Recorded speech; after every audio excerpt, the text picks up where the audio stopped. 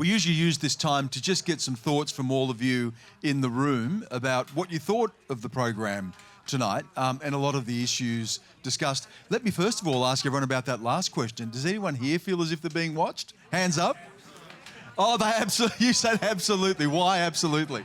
Because I've personally been involved in an incident where private civilians have used spyware, which I could only describe as state actor grade, where conventional antivirus tools cannot spot it, where it doesn't appear in a process list. But nonetheless, it's very real. There are 25 people involved in my case that could see me. And it's not something that I'd want to wish on anybody who doesn't have my experience and knows how to deal with it. Does anyone take precautions about that? Yeah. Sorry, should I hold it? Thank you. Yeah. I think it's just important that people realise that their phone is not always their friend and is always listening to you. So it's not just ads. I think it was alluded to by the panel that there are foreign actors who use it to listen to you as well.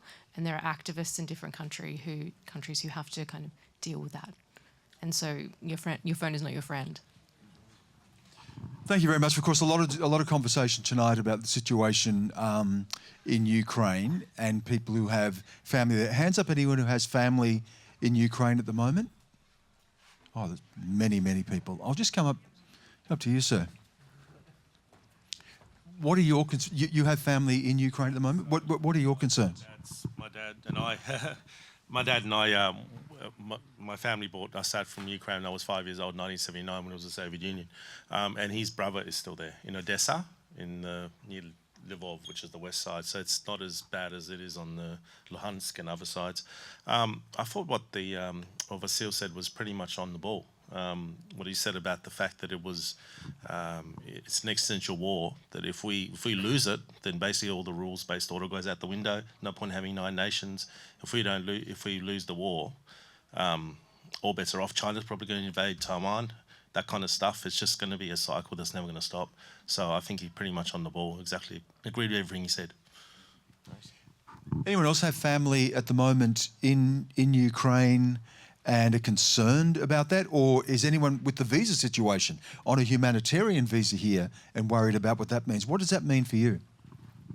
Hi. I've been here a couple of months ago, and I told you about my mom, that she was in Ukraine, and actually I brought it to Australia, and now she's here. She did so long way. She took 3 trains, 4 planes to come to Australia, but she actually cannot apply for humanitarian visa because, as Alexandra already told, the program is closed. So we're just thinking about what to do to apply for different kind of visa, or I don't know. At least for now, she's on visitor visa, and we don't know what the next step to do. What about the big question at the start, of course, about what an end to the war would look like? What would it take to end the war in Ukraine? I know we asked that poll question, should Volodymyr Zelensky be prepared to compromise? Overwhelmingly, people said no. But does anyone take the other view, that perhaps compromise is necessary? I'll come up to you.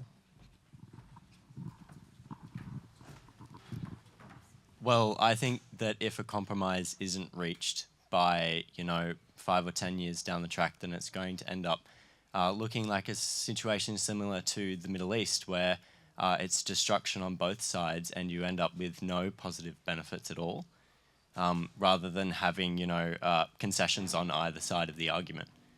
So I guess that's mine. What would that compromise look like? Whether that's a compromise on only Russia's behalf, whether it's a compromise in terms of territory, whether we're talking about the Donetsk, whether we're talking about the Luhansk, whether we're talking about Crimea, or the ambassador was quite keen on not having that. So, I mean, that's respectable as well.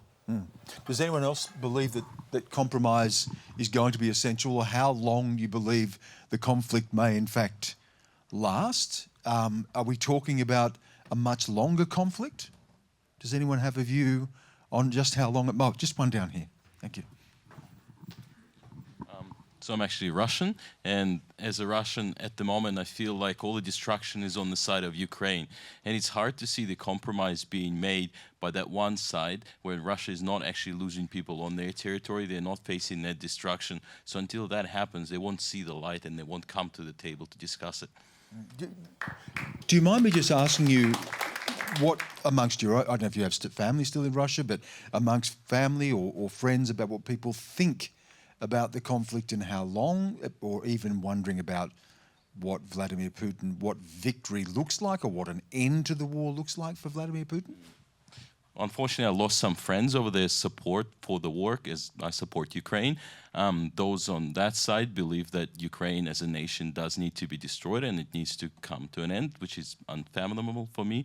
Obviously, people who are more sane think that the conflict will wither down and eventually that the war effort will and Ukraine will have to surrender those territories. So that's, I guess, what they think.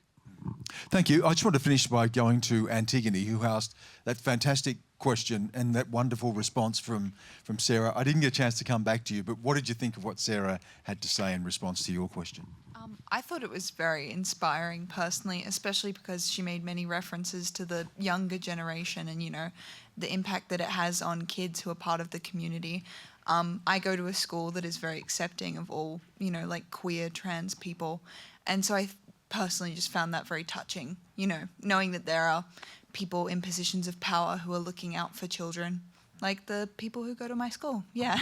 And she was pretty amazing. That was an amazing answer, wasn't it? Thank you all again for coming tonight. I hope you enjoyed. Did everyone enjoy the program? Yeah? All right. Thank you very much. Hope I'll see you all back here again sometime. Thank you. Thank you.